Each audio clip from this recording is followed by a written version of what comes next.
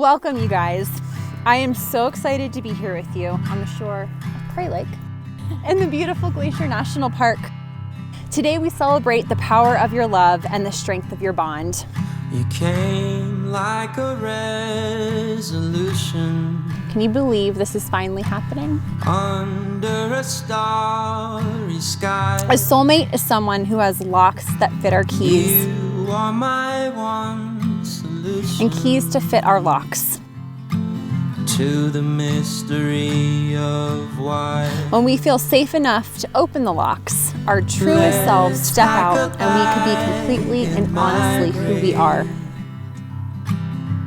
To anywhere we please. Our soulmate is someone who shares our deepest longings and our sense of direction. Underneath the sea.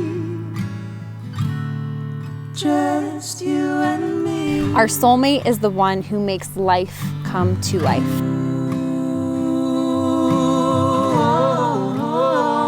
And we'll hold on for the rest of our lives. We don't have to figure out what hasn't happened yet.